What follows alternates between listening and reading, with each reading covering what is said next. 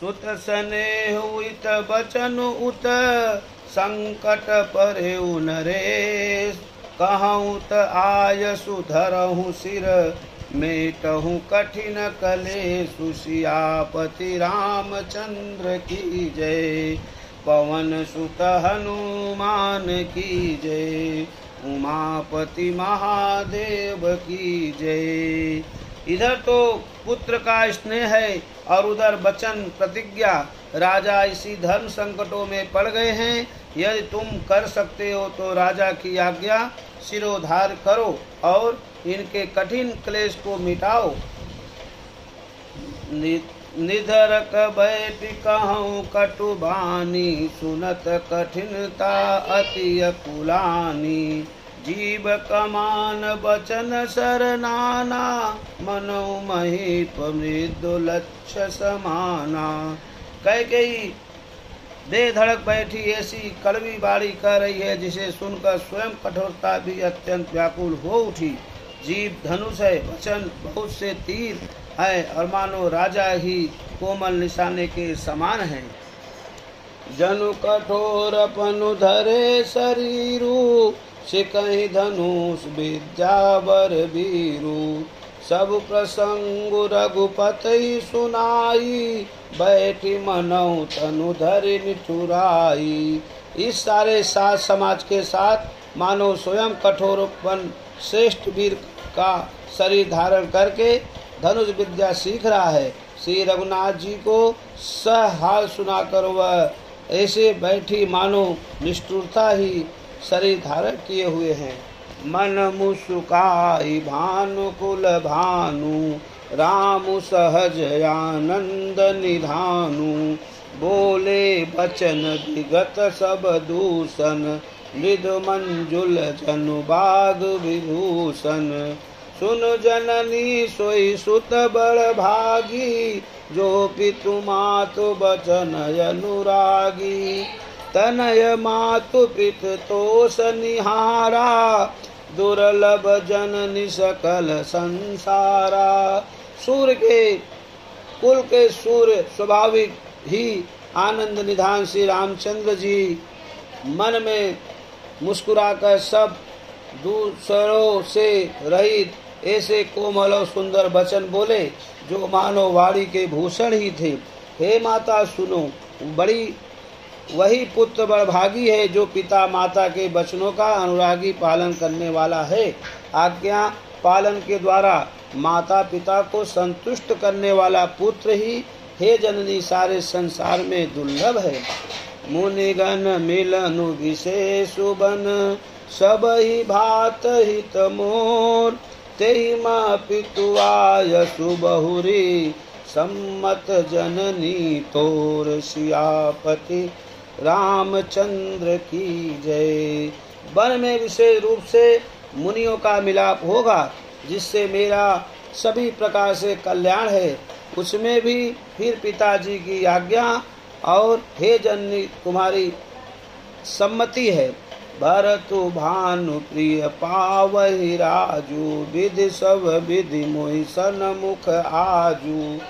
जो न जाऊ बन ऐसहु काजा। प्रथम गनिय मोहि मूढ़ समाजा। सेवहु अरडु कल्प तरु त्यागी। परिहर अमृत लेहि विषु मांगी। तेहु न पाइयस समउ चुकाई। देखो विचार मातु मन माही। और प्राण प्रिय भरत राज्य पावेंगे। इस सभी बातों को देखकर यह प्रतीत होता है कि आज विधाता सब प्रकार से मुझे सम्मुख है, मेरे अनुकूल है।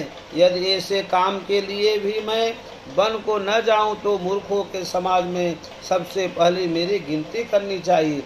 जो कल्प वृक्ष को छोड़कर रेड़ की सेवा करते हैं और अमृत त्याग कर विष मांग लेते हैं।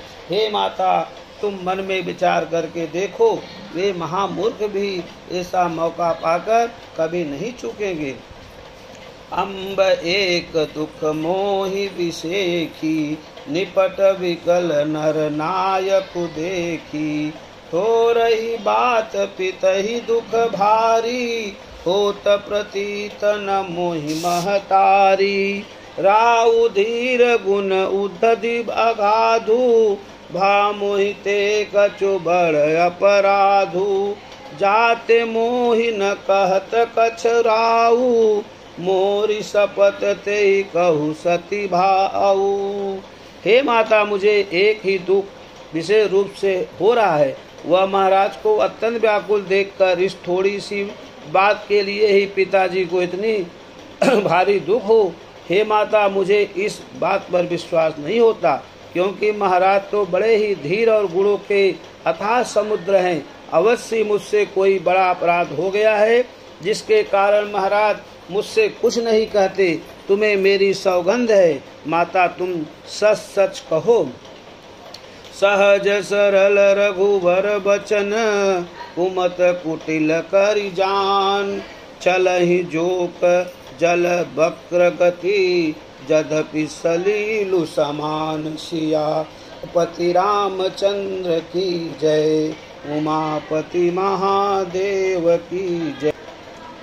रघुकुल में श्रेष्ठ श्री रामचंद्र जी के स्वभाव से ही सीधे वचनों को दुर्बुद्धि कैकेयी टेढ़ा ही करके जान रही है।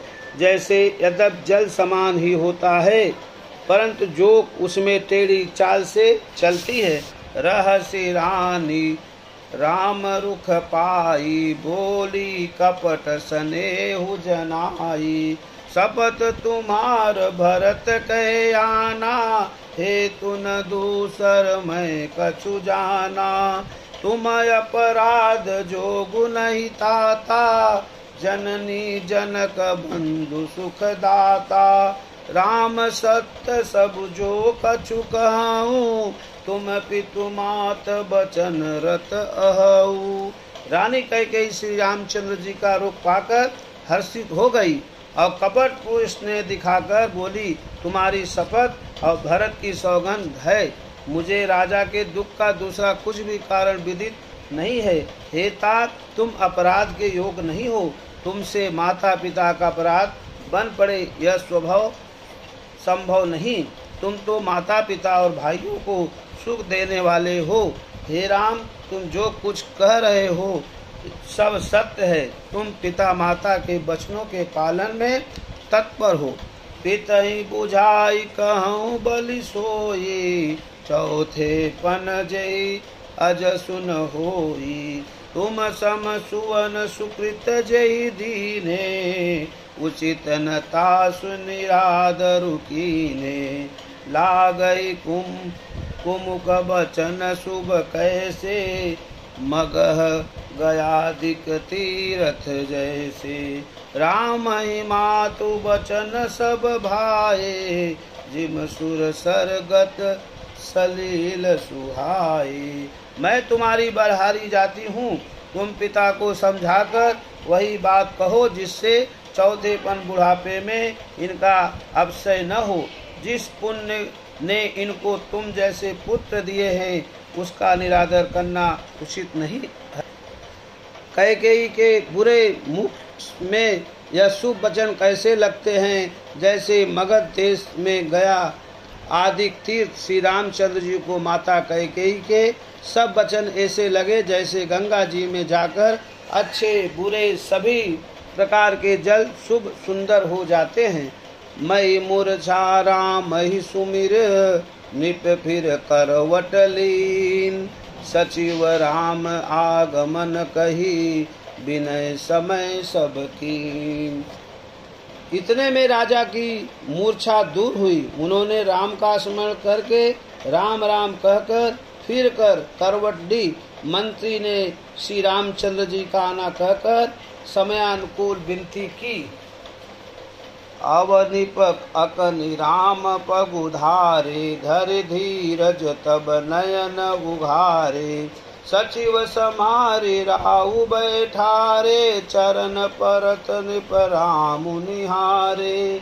लिए स्नेह विकल उर लाई, गए मन मन उपनिक फिर पाई। राम ही चितई रहे नर नाहु, चला बिलोचन भारी प्रभाऊ। जब राजा ने सुना कि श्री रामचंद्र जी पधारे हैं तो उन्होंने धीरज धर के नेत्र खोले। मंत्री ने संभल कर राजा को बैठाया। राजा ने श्री रामचंद्र जी को अपने चरणों में पड़ते प्रणाम करते देखा। स्नेह से विकल राजा ने राम जी को हृदय से लगा लिया, मानो सांप ने अपनी खोई हुई मणि फिर पा ली हो। राजा दशरथ जी श्री रामचंद्र जी को देखते ही रह गए। उनके नेत्रों में आंसुओं की धारा बह चली। शोक विवश कछु कहे न पारा, हृदय लगावत बारहि बारा। विविधि मनाव राउ मन माही, जे रघुनाथन कानन जाही। सुमिर महेश कहि निहोरी, बिनती सुनऊ सदा शिव मोरी। आशुतोष तुम अवधर दानी, आरती हरहु दीन जनु जानी। शोक के विशेष बस होने के कारण राजा कुछ कह नहीं सकते। वे बार बार श्री रामचंद्र जी को हृदय से लगाते हैं और मन में ब्रह्मा जी को मनाते हैं कि जिससे श्री रघुनाथ जी वन को न जाए। फिर महादेव जी का स्मरण करके उसी निहोरा करते हुए कहते हैं, हे सदाशिव, आप मेरी विनती सुनिए। आप असुतोष शीघ्र प्रसन्न होने वाले और अवधरदानी मुँह मांगा दे डालने वाले हैं। अतः मुझे अपना दीन सेवक जानकर मेरे दुख को दूर कीजिए। तुम प्रेरक सबके हृदय, सोमति राम ही देहु। बचन मोर तजी रही घर, परिहर शील सनेहु। सियापति रामचंद्र की जय, पवन सुत हनुमान की जय। उमापति महादेव की जय।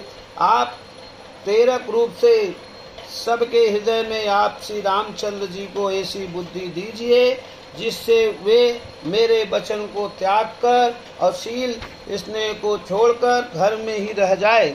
अजहु हो जग सुजसु न साऊ, नरक परोबर सुरपुर जाऊ।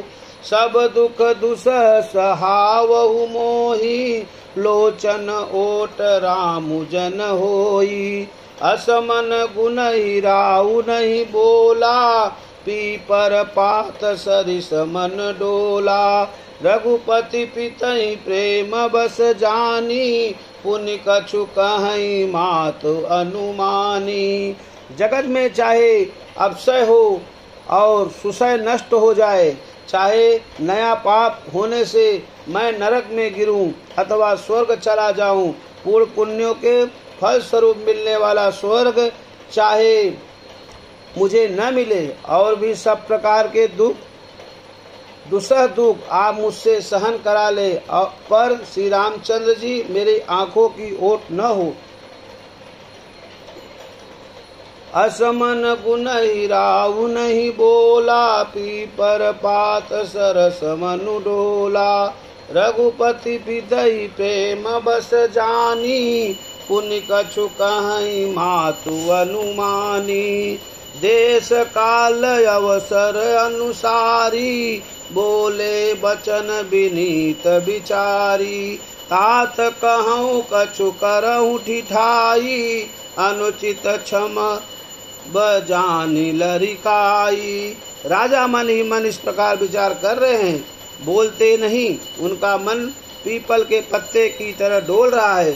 श्री रघुनाथ जी ने पिता को प्रेम के बस जानकर और यह अनुमान करके कि पिता फिर कुछ कहेंगे तो पिताजी को दुख होगा, देश काल और अवसर के अनुकूल विचार कर विनीत वचन कहे, हे तात, मैं कुछ कहता हूँ या ढिठाई करता हूँ, इस अनुचित को मेरी बालावस्था समझकर क्षमा कीजिएगा। अति लघु बात लागी दुख पावा, काहू न मोहि कई प्रथम जनावा। देखी गोसाई पूछऊ माता, सुनि प्रसंग भय शीतल गाता।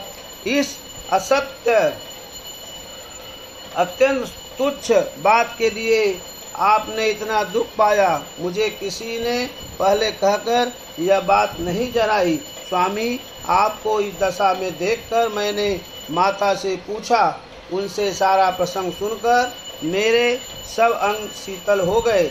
मुझे बड़ी प्रशंसा हुई। मंगल समय स्नेह बस सोच परिहरहि तात, आयसु देहि हरस हिय कही पुल के प्रभु घात। सियापति रामचंद्र की जय, उमापति महादेव की जय, पवन पुत्र हनुमान की जय। बोलो श्री रामचंद्र भगवान की जय। बोलो जगत जननी माता सीता की जय। बोलो श्री लखन लाल की जय।